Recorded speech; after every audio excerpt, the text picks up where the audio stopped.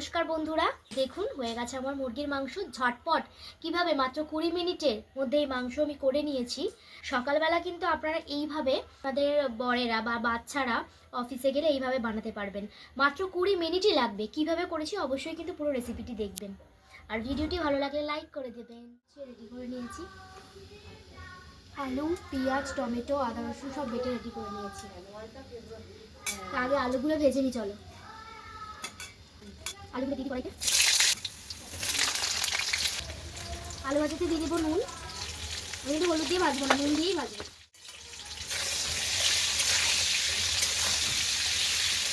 আজকে আমি মাংসটা একটু অন্যরকম করবো, দেখো। আলু কিন্তু আমি তুলিনি, এর মধ্যে দিয়ে দিচ্ছি আদা রসুন। এটা কিন্তু একটা শর্টকাট রেসিপি, তোমরা কিন্তু ট্রাই করতে পারো, তাড়াতাড়ি হয়ে যাবে। আদা রসুনটা আলুর মধ্যেই দিয়ে দিয়েছি, হালকা ভেজে তার মধ্যে আমি দিয়ে দেবো কিন্তু মাংসটা।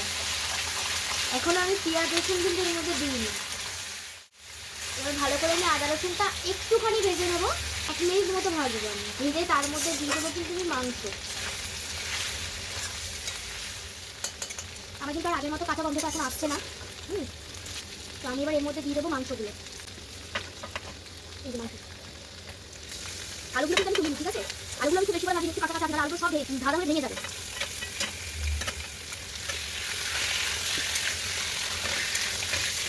মাংসগুলো কিন্তু এবার আমি 2 মিনিট মতো ভালো করে ভাজবো।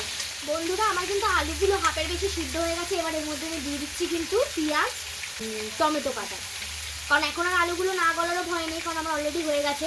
এটা আমি ভিডিও করছি বলে আমার টাইম লাগছে। তোমরা কিন্তু ঘরে যখন ট্রাই করবে খুব তাড়াতাড়ি হয়ে যাবে। যেভাবে দেখিয়েছি সেইভাবে একবার অবশ্যই ট্রাই করবে। টেস্ট তো দারুণ হবে, টেস্টের কোনো হেরফের হবে না। আচ্ছা, একটু চিনি দেবো। তো ভিডিওটা এতক্ষণ তোমাদের কেমন লেগেছে আমাকে অবশ্যই কমেন্টে জানাও। যাদের ভালো লেগেছে অবশ্যই কিন্তু একটা লাইক করে দাও। আর যারা কিন্তু আমাকে ফেসবুক থেকে দেখছো অবশ্যই ফলো করে দিও, যদি তোমাদের আমার ভিডিও ভালো লেগে থাকে বা আগামী ভিডিওগুলো দেখতে চাও। আর ইউটিউব থেকে দেখে থাকলে সাবস্ক্রাইব করে দিও। এবার কিন্তু আমি পেঁয়াজটা কিছুক্ষণ ধরে ভাজবো। আমি কিন্তু সেই আলু ভাজার সময় নুনটা দিয়েছিলাম একটু বেশি, এখন আমি নুনও দিইনি, হলুদও দিইনি। এবার কিন্তু আমি আরেকটু নুনটা দেবো, কারণ পেঁয়াজগুলো দিয়েছি আমি এতে। ওই মতো নুন দিয়ে দিয়েছি। এবার তাছাড়া করবো কিন্তু এটা করবো না। একটু দিয়ে দেবো ধনে গুঁড়ো,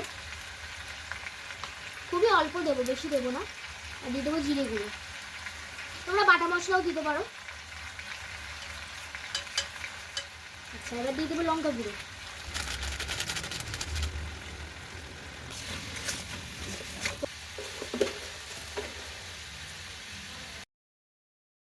এবার আমি দেবো একটু হলুদ।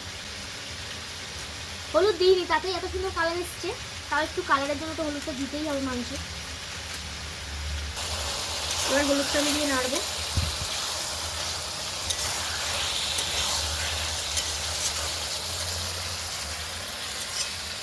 আমি কিছুক্ষণ কষাই, তারপর ফিরে আসছি তোমাদের সাথে জলটা দিয়ে। দিয়ে দিয়েছি, দেখো এই যে জল দিয়েছি, এটা একটু ফুটে কমে গেলেই আমি নামিয়ে নেবো।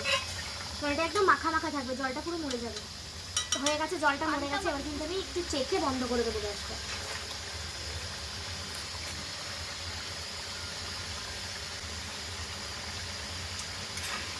একদম পারফেক্ট সব কিছু।